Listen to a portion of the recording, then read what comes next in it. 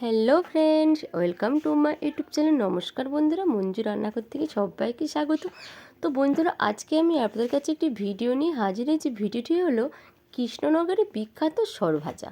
তো বন্ধুরা, যেসব বন্ধুরা কৃষ্ণনগর গিয়েছেন তারা তো সরভাজার টেস্ট বোঝেন আর জানেন, খেয়েছেন। আর যে বন্ধুরা যাননি, বাড়িতে বসে সেই সরভাজা স্বাদটা কিন্তু আপনারা পেয়ে যাবেন। তো আমি আজকে সেই ভিডিওটি নিয়ে আপনাদের কাছে হাজির হয়েছি। তো বন্ধুরা, আমার পুরো ভিডিওটি দেখবেন, মাঝখানে স্কিপ করবেন না। আমার পুরো ভিডিওটি দেখার জন্য আপনাদের কাছে অনুরোধ রইল। আমার চ্যানেলে নতুন শ্রোতা হলে চ্যানেলটি সাবস্ক্রাইব করার অনুরোধ রইল। লাইক, কমেন্ট, শেয়ার করতে ভুলবেন না। আপনাদের হাতের কাছে যে নোটিফিকেশান বেল আইকনটি প্রেস করে অল করে দেবেন, যে নতুন নতুন ভিডিওগুলো ছাড়বো সরাসরি আপনার কাছে পৌঁছতে পারে। তো বন্ধুরা, প্লিজ প্লিজ বন্ধুরা, আপনারা আপনাদের ওই সুন্দর হাতের আঙুলগুলো দিয়ে আমার ভিডিওটিকে লাইক করে দেবেন। তো ভিডিওটি স্টার্ট করা যাক। সরভাজা বানানোর জন্য যে শর্টটা দেখুন, আমি 7 থেকে 8 দিন এই শর্টটা আমি উঠিয়ে রেখেছিলাম ফ্রিজে।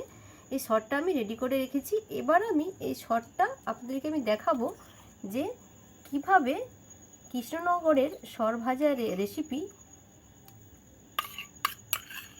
আপনাদের কাছে আমি তুলে ধরছি। হয়তো সবার হয়তো এই সরভাজা কৃষ্ণনগরে গিয়ে সরভাজা খাওয়ার হয়তো সুযোগ হয়নি। তো ওখানে কিভাবে সরভাজা রেসিপিটি হয় আমি সেইটা আপনাদের কাছে আমি তুলে ধরছি। দেখুন, প্রথম শর্টটাকে একটু আমি ফেটিয়ে নিচ্ছি।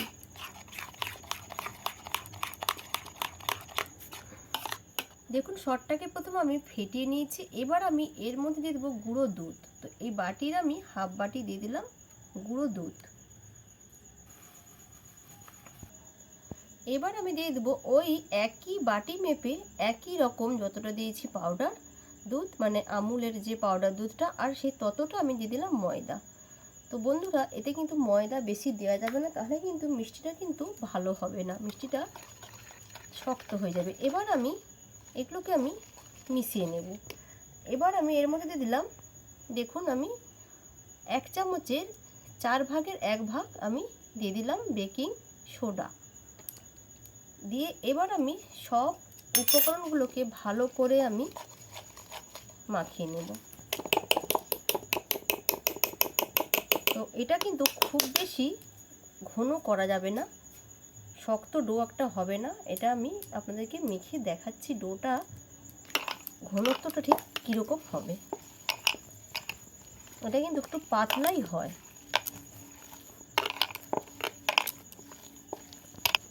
তো আমি বন্ধুরা আপনাদেরকে হাত দিয়ে মেখে আমি দেখাচ্ছি। বন্ধুরা, আমি মেখে নিয়েছি, হাতের মধ্যে একটু জুড়ে জুড়ে যাচ্ছে, তো আমি একটু ঘিকে গরম করে গলিয়ে নিয়েছি।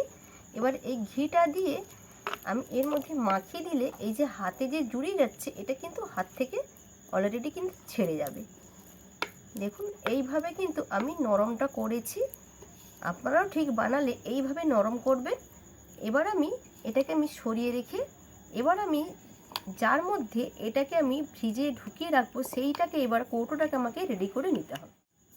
আর দেখুন, একটা কৌটো নিয়ে নিয়েছি, তার মাপে আমি একটি চিক আমি দিয়ে দিয়েছি।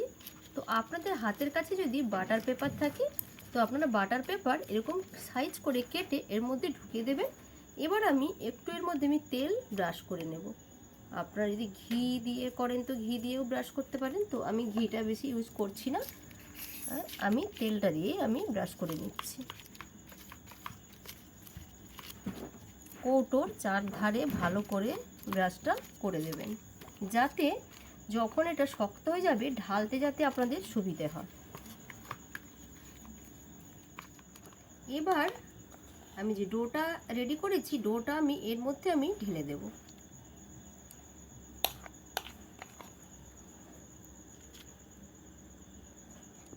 হাতে তেল মেখে নিয়েছি। এবার আমি এটাকে আমি সমান করে দেব। হাতে তেলটা মেখে নিলে এটাকে সমান করতে সুবিধে হবে।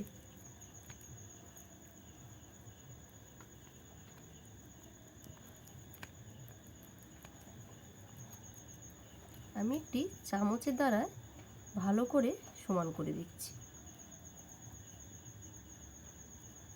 দেখুন বন্ধুরা, কিভাবে আমি সমান করে নিয়েছি, দেখুন আমি হাত দিয়ে তারপরে একটু চামচের মধ্যে তেল মাখিয়ে নিয়ে চামচটা দিয়ে ভালো করে সমান করে নিয়েছি।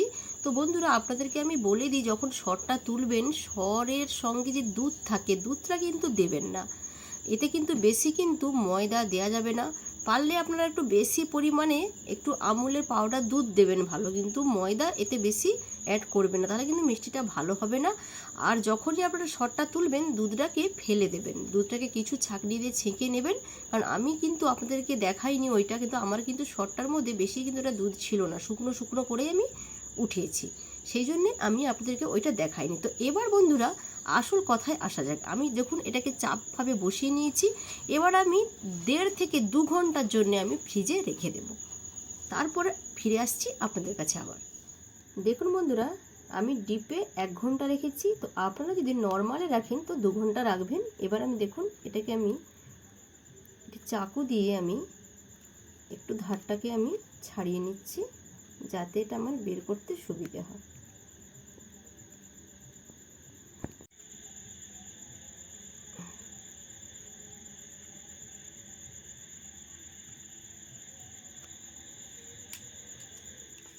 দেখুন ছাড়িয়ে নিয়েছি চারপাশে।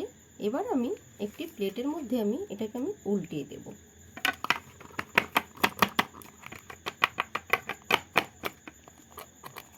দেখুন ছেড়ে গেছে।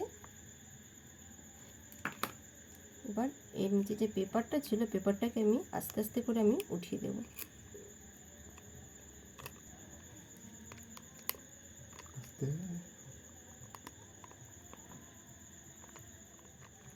আমি নিচের পাশটা উল্টিয়ে দেখুন এবার আমি প্লেটে সোজা করে দিয়ে দিয়েছি। এবার আমি ছুরিতে দেখুন অল্প করে তেল দিয়ে দিয়েছি যাতে কাটতে সুবিধা হয়।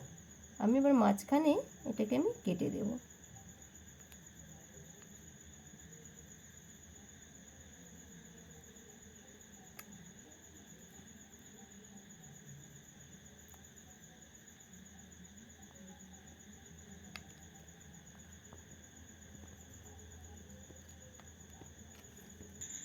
লম্বাভাবে কেটে দিয়েছি। এবার আমি চৌকো শেপটা দিয়ে নেব।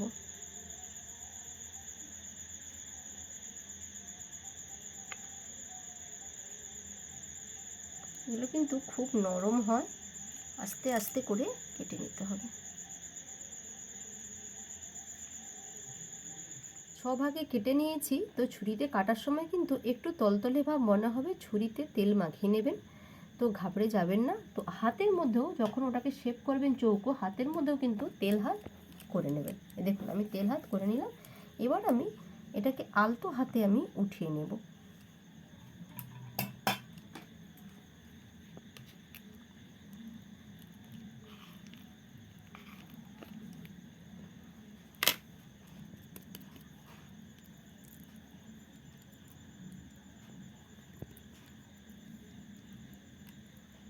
আমি চৌকো শেপ এটাকে আমি দিয়ে নেব। দেখুন এই রকম হাত দিয়ে চৌকো শেপ করে নেবেন। তো আমিও সবগুলো এইভাবে চৌকো শেপ আমি করে নেব। দেখুন একটি সসপ্যান বসিয়ে দিয়েছি। এবার আমি এই বাটি মেপে 1 বাটি আমি চিনি দিয়ে দিলাম, আর ওই বাটিরই আমি 1 বাটি জল দিয়ে দিলাম। কারণ এই সিরেটা কিন্তু পাতলা হবে, মানে খুব একতার হবে না, মোটামুটি চটচটে একটি শিরা হবে। এর মধ্যে আমি দিয়ে দেব একটি এলাচ, মুখ ফাটিয়ে রেখেছিলাম, এলাচটি আমি এর মধ্যে আমি দিয়ে দিলাম যাতে এর ফ্লেভারটা খুব সুন্দর হয়।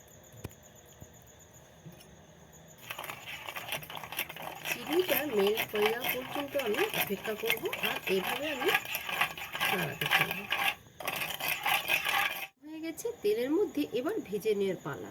তো বন্ধুরা দেখুন প্রথম কিন্তু হাতে যখন তুলতে যাবেন তখন মনে হবে যেটা চটচটে, কিন্তু যখনই কড়াইতে দিয়ে দেবেন একেবারে সেটা মনে হবে না। তো তেলটা ভালো করে আগে হিট করবেন, তারপরে গ্যাসের বাতি লো করে দিয়ে তারপরে কিন্তু এটাকে দেবেন। আর প্রথমে ফাট করে নাড়তে যাবেন না, একটু প্রথমটা হয়ে যাবে তারপরে নাড়বেন। এক পাশ হয়ে গেছে, এবার আমি দেখুন উল্টে দিলাম। দেখুন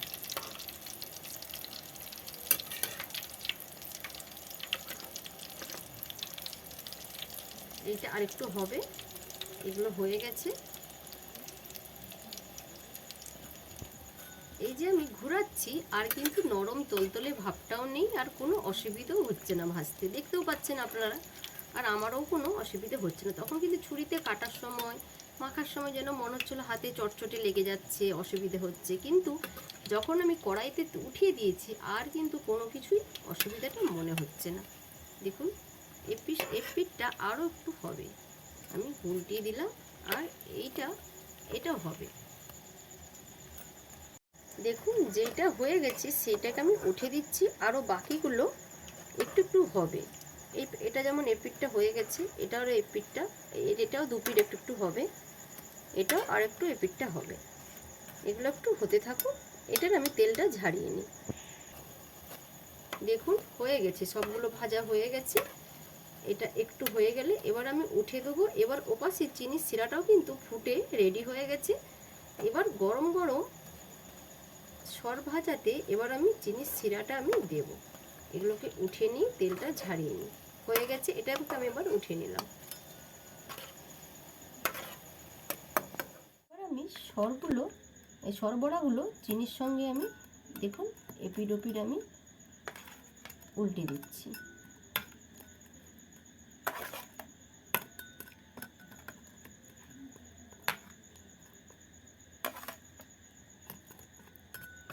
এগুলোকে কিন্তু বেশিক্ষণ রাখতে লাগবে না, এপিড ওপিড ঘুরিয়ে দিয়েই উঠিয়ে নিতে হবে। দেখুন এপিড ওপিড সব আমি ঘুরিয়ে দিয়েছি। এবার আমি এগুলোকে উঠিয়ে নেব, বেশি নয়। এপিড ওপিড ঘোরাতে যতটুকু সময় যায় ততক্ষণে এই বড়াগুলো সব রস চুষে নেবে। আর খুব নরম হয় তো বেশিক্ষণ রাখবেন না বন্ধুরা, তখন তুলতে গেলে কিন্তু এগুলো ভেঙে যেতে পারে। এবার আমি এগুলোকে উঠিয়ে নেব।